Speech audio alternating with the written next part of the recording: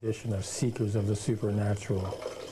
You are now standing in one of the most haunted houses in the world.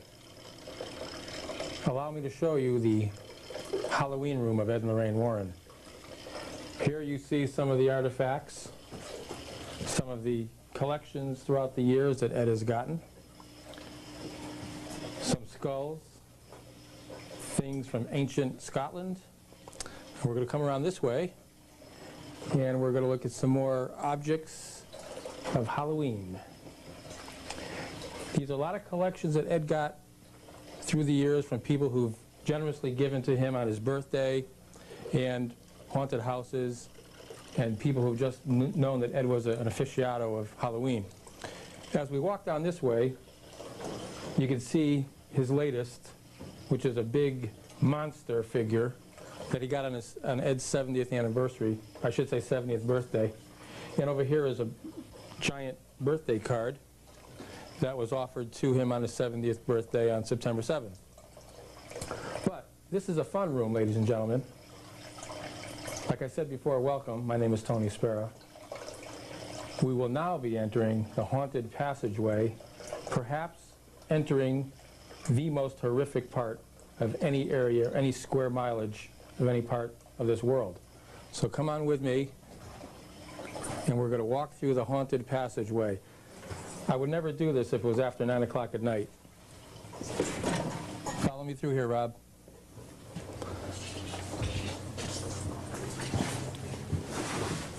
As you can see here, it looks almost like a dungeon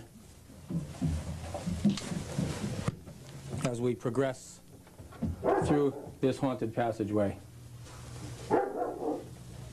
Sounds like the Hound of the Baskervilles. A lot of Ed's paintings are hanging on the wall that he's done throughout his 40 some odd years of painting. Now we're entering probably the most horrific part right here. This is the Occult Museum, perhaps the most haunted area, I would consider the most haunted area in the world. Over 45 years of collections of voodoo dolls, occult practice objects, satanic ritual objects, witchcraft objects. I would have to say, with all due caution to viewers, it's not a place you'd want to stay at night. It's not a place you'd want to stay for any length of time. We're going to take the time for the tour. It's before 9 o'clock, so we're all set. Between 9 p.m. and 6 p.m., 6 a.m., it really gets bad. But I consider this to be the most haunted area in the world as we enter. Okay,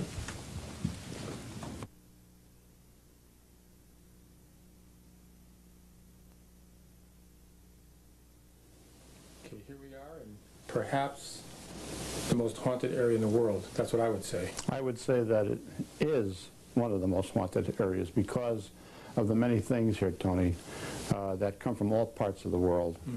Europe, Asia, America, Canada, Mexico. This is a collection of items on the occult that have been used in diabolical experiences by many different types of people into black magic, wizardry, sorcery, and so forth. These are all things that you then would consider evil, Ed? Oh, positively. In fact, this is not a building that you should be in after 9 o'clock at night. From 9 to 6 are the psychic hours. This is not a Halloween room.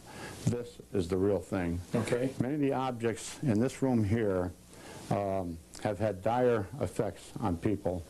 People have been maimed, have been killed. People have wound up in mental institutions because of many of the things that are right in this building here. You have the voodoo dolls, you have the Raggedy Ann doll, which was responsible for the death of a young man who came in here one time, who challenged the doll to do its worst, and it did.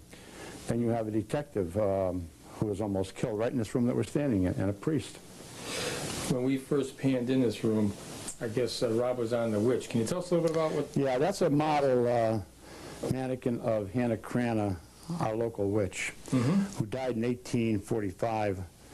Many of the farmers over on Cross Hill Road, which is just about maybe a quarter of a mile from here, would go along in the morning, and she'd sit up on this big rock, and she would say to them, if you don't have a pie for me tomorrow morning or dozen eggs or a hen, I'll curse you. These guys were so afraid of it that they would have that hen or that pie. And the Indians in this area were so frightened of her that they left here. It's also said that she did murder her husband, who was Joseph Hovey. He was an officer in the local, I guess, what do you call that? Constabulary? Yeah. Militia? Militia, that's it. Oh, okay, and to the right of Hannah, I see there's a mirror. Can you tell me about that mirror? That's a magic mirror that a gentleman used in New Jersey to conjure up spirits. That mirror, as we know, is a reflection of spirits. Okay. Ghosts, apparitions, demons, devils can reflect their images on a shiny surface very easily. This was used for that purpose, only the man who did the conjuring, unfortunately, today is in a mental institution. Wow. Okay, why don't we step over this way? How about this organ right here? That's an interesting piece. I didn't know. That was in the most haunted house in all of New England, which was Stratford, Connecticut. And they called it the Stratford Rappings. It was so famous, Tony, that they actually had in 1850 a carriage at the Bridgeport Police, or the railroad station, and it would take people all the way to Stratford to see these hauntings, which was the Reverend Phelps house. This is a painting I did of it down here. And Hannah Cranna, the witch, and another witch by the name of Goody Bassett were very involved in black magic at that time. In fact, Goody Bassett was hung near the old railroad station for her witchcraft practices. But this organ was in that house for many years. A gentleman had purchased it. He collected organs, but when it started playing on its own, he wanted to get rid of it. And he called me up and told me where it came from, and he'd like to get rid of it, so I took it. And we've heard this organ play 3 times, the strains of it coming up through the passageway, into our Halloween room, up the stairs, and into our bedroom. Wow, that's amazing, Ed. Ed, I want to point out these statues, or what are Yes. these, voodoo dolls?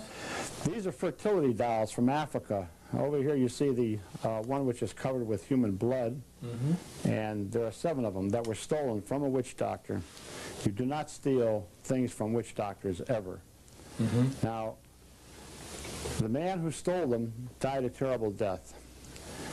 The man he sent them to, who was right in Bridgeport, Connecticut, he and his wife suffered for 2 years and then finally died. You don't steal things from witch doctors.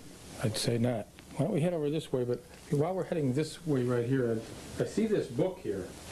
This book, it says Book of Shadows, Necromonicon. Can you tell me what that is? Yes, that's one of the original books of shadows, which were written in the medieval days. And this one here was translated into English. Just the reading of that book has had terrible results for many people. This is not a book that anyone should ever buy, a book of shadows. It goes into the incantations of devils and demons and rituals. Okay, what else? Does this signify anything here? All right, you notice there's a mask here. It's a typical Halloween mask. Right. But the problem with this is that many people buy these masks and they use them actually in black magic. This one was put on a person's head. They looked into a mirror. They took the mask off and they visualized themselves as looking like this. They created a physical manifestation of a tulpa. Wow. Isn't that wild? This here scares me. This one right here, Ed. The Raggedy Ann doll. Yes. That's probably the worst thing we have in this whole museum. That Raggedy Ann doll was given to a nurse in 1970 by her mother as a Christmas present. But as most girls do, even 28 years old, she would take the doll to bed with her, wrap her arm around, and go to sleep. I do the same thing with a pillow. But then she started taking it to the breakfast nook, where the arms one morning went onto the table. Now, she lived with another nurse, and they shared the expenses of the apartment, which was 4 blocks away from Hartford Hospital. Right. At that point, they told the girls about the incident, and one said, "I know a medium." So they held a seance that night. That was the beginning of many seances with this doll. They would come home at night, and the woman had told them, the medium, that there was a spirit of a 6-year-old child in the doll by the name of Annabelle, who had been killed outside of their apartment house in an automobile accident. Well, there was such a child, but God does not allow a child's spirit to go into a doll. This was a devil, a demon, inside the doll, which was impersonating the spirit of a child.